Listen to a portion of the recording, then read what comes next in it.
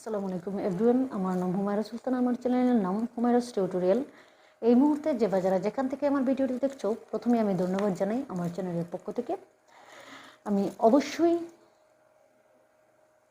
বুঝতে পারছি যে এই মুহূর্তে যে যারা যেখান থেকে দেখছো, অবশ্যই আমার থাম্বনেল থেকেই বুঝতে পেরেছো আজকে কি আলোচনা হতে যাচ্ছে। সো শুরু করার আগে বলে নিই, আপনি যদি আমার চ্যানেলে নতুন ভিউজ হয়ে থাকেন তাহলে আমার চ্যানেলটি সাবস্ক্রাইব করবেন এবং পাশে থাকা বেল বাটনটি ক্লিক করে দিবেন, যাতে সবার আগে আপনার কাছে আমার ভিডিওটি পৌঁছে যায়।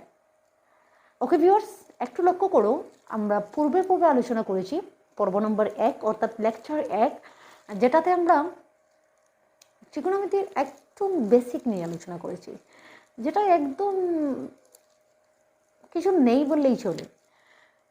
সো সেটা নিয়ে আলোচনা করেছি। সেগুলোও কিন্তু জানার কিছু রয়েছে যেগুলো তোমার পরীক্ষাতে এমসিকিউতে আসতে পারে। অর্থাৎ পূর্বে যা আলোচনা করেছি অবশ্যই ইফেক্টিভ রয়েছে, একদমই যে ইফেক্টিভ না সেরকম কিছু না, অবশ্যই ইফেক্টিভ কিছু রয়েছে, তার জন্যই আমি আলোচনা করেছি।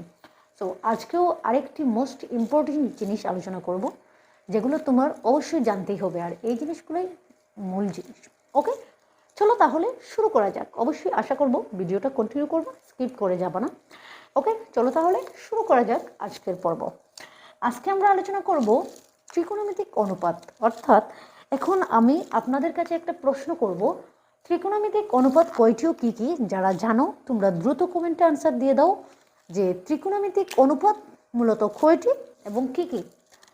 তোমাদের কাছে আমার প্রশ্ন হচ্ছে, ত্রিকোণমিতিক পরিমাপ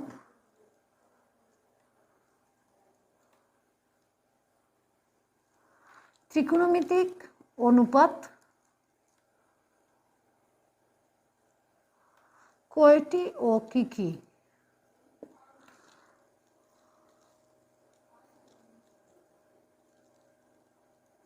ওকে, আমি আলাদা করে লিখি,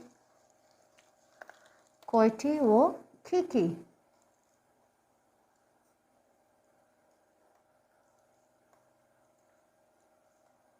যারা জানো দ্রুত কমেন্টে আনসার দিয়ে দাও যে ত্রিকোণমিতিক অনুপাত কয়টি ও কী কী। ওকে, আর যারা জানো না তোমরা আমার বোর্ডের দিকে লক্ষ্য করো, অবশ্যই আমি লিখব। ওকে, এখন লক্ষ্য করো, এখন আমরা কি করব, ফার্স্টে আমাদের যে জিনিসগুলো ক্লিয়ার করার দরকার ছিল সেগুলো আমি অবশ্যই ক্লিয়ার করেছি। এখন আমরা দেখব ত্রিকোণমিতিক অনুপাত হচ্ছে মূলত এই জিনিসটা, অনুপাতটা হচ্ছে মূলত 6টি, অর্থাৎ ত্রিকোণমিতিক অনুপাতটা মূলত 6টি, অর্থাৎ ত্রিকোণমিতিক অনুপাত হচ্ছে 6টি। আমার কথাগুলো ফলো করো, যদি লেখাটা বুঝতে অসুবিধা হয় তাহলে আমাকে আমার কথাগুলো ফলো করো এবং আমাকে কমেন্ট করবা। ওকে, এখন আমরা পেলাম ত্রিকোণমিতিক অনুপাত হচ্ছে 6টি। সো এখন মাথায় একটা প্রশ্ন ঘুরছে যে কী কী, সেটাও তো অবশ্যই ঘুরবে। ওকে, ত্রিকোণমিতিক অনুপাত হচ্ছে 6টি, সেগুলো হচ্ছে সাইন, কোজ,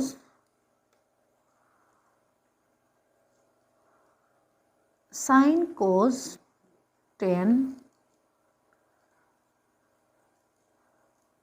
কোট, সেক এবং কোসেক। এই হচ্ছে ত্রিকোণমিতিক অনুপাত 6টি। ক্লিয়ার? এইটা কিন্তু এমসিকিউতে আসতে পারে, ক্লাস 9-10-এর জন্য ভেরি ভেরি ইম্পর্টেন্ট। ওকে, এই প্রশ্নটা কিন্তু আসে যে ত্রিকোণমিতিক অনুপাত কয়টি ও কী কী, বা স্পেশালি এমসিকিউর জন্য ত্রিকোণমিতিক অনুপাত কয়টি, সেটা অবশ্যই আসে। ওকে, এখন লক্ষ্য করো এই জিনিসগুলো কীভাবে মনে রাখবো সেটাও অনেকের মাথায় খেলে। ওকে, প্রতিটা জিনিস আমাদের মনে রাখার কোনো প্রয়োজন নেই, মূল হচ্ছে 3টা জিনিস। মূল এই 3টা জিনিস যারা পারবা তারা পরেরগুলো অবশ্যই পারবা। সেটা আমি বলে দিই কীভাবে।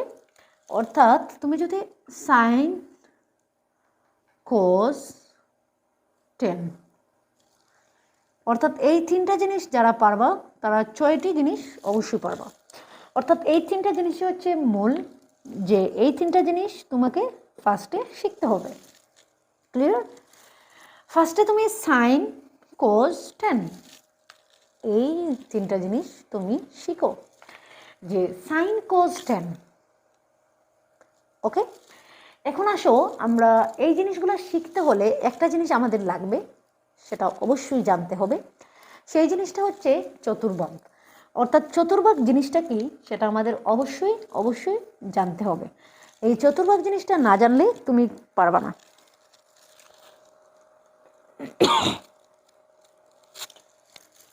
ওকে ভিউয়ার্স, তোমার কি করতে হবে, চতুর্ভাগ জিনিসটা তোমাকে জানতে হবে।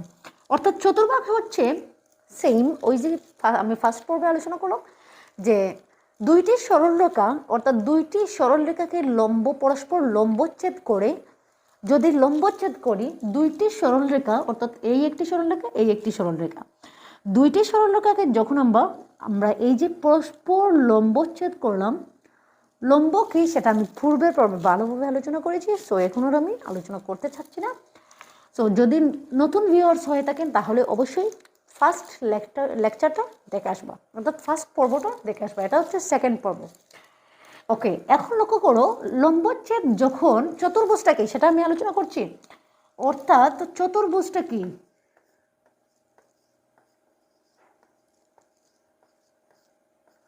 চতুর্ভুজ জিনিসটা কি, নো নো চতুর্ভুজ না, চতুর্ভাগ। কি আলোচনা করছি, চতুর্ভাগ। ক্লিয়ার, আমরা কি আলোচনা করছি, চতুর্ভাগ নিয়ে। অর্থাৎ চতুর্ভাগ জিনিসটাকে এখন আমি ক্লিয়ার করছি। অর্থাৎ দুইটি সরলরেখা লম্বচ্ছেদে, অর্থাৎ পরস্পর লম্বচ্ছেদ করে, ছেদ করা মানে কি, ওই যে ধরো এই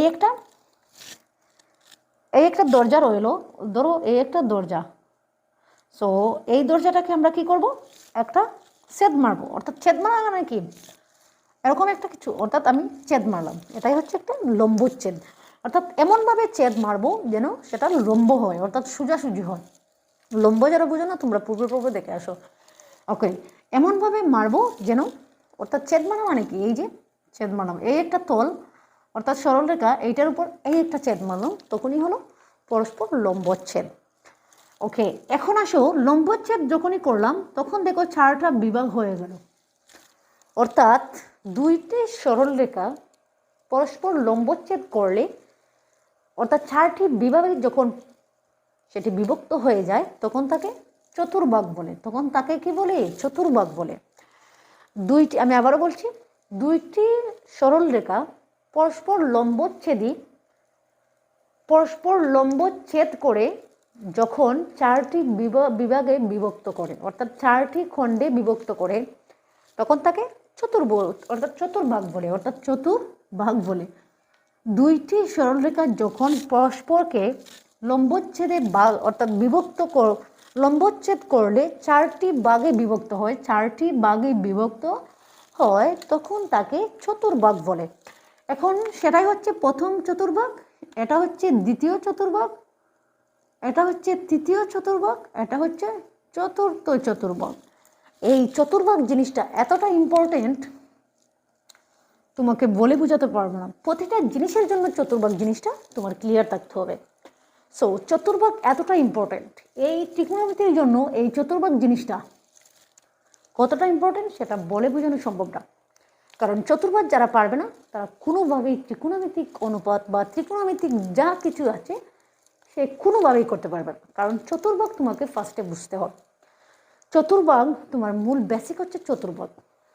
ক্লিয়ার, এখন আমরা চলো চতুর্ভাগ জিনিসটা দেখলাম, যে চতুর্ভাগ জিনিসটা আমরা বুঝলাম। এখন দেখো প্রথম চতুর্ভাগ, দ্বিতীয় চতুর্ভাগ, তৃতীয় চতুর্ভাগ, চতুর্থ চতুর্ভাগ।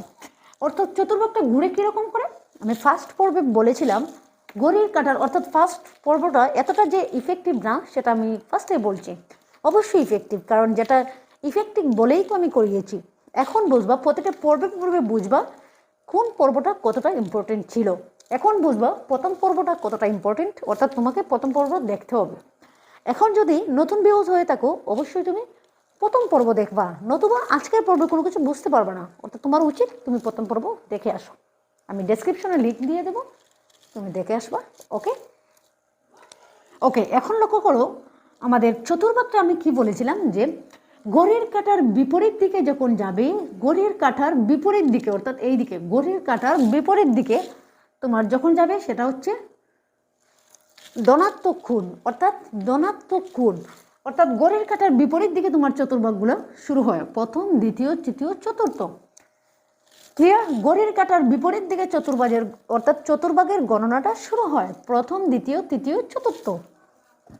ক্লিয়ার? অর্থাৎ আমাদের এই জিনিসগুলো শিখতে হলে তোমার চতুর্ভাগ জিনিসটা বুঝতে হবে। ওকে, এখন এখন লক্ষ্য করো, প্রথম, দ্বিতীয়, তৃতীয়, চতুর্থ তুমি জানলা।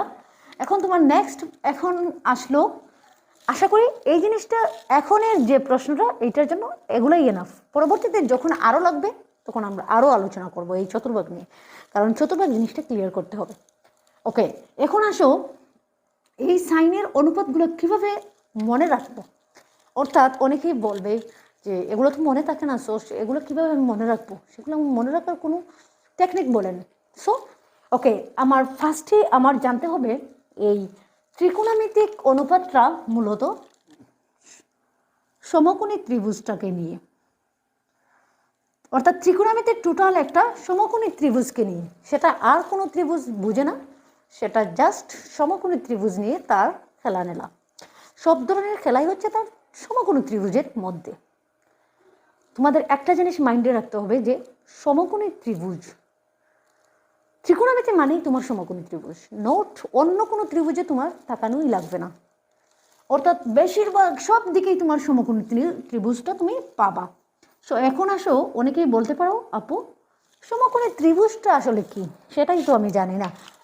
যদি অবশ্যই আমি তো অবশ্যই যারা নতুন তাদের জন্যই আমার এই চ্যানেলটা যেহেতু, সো তুমি বলতেই পারো যে আপু সমকোণী ত্রিভুজটাই তো আমি পারি না, সো আমি কীভাবে কী করবো।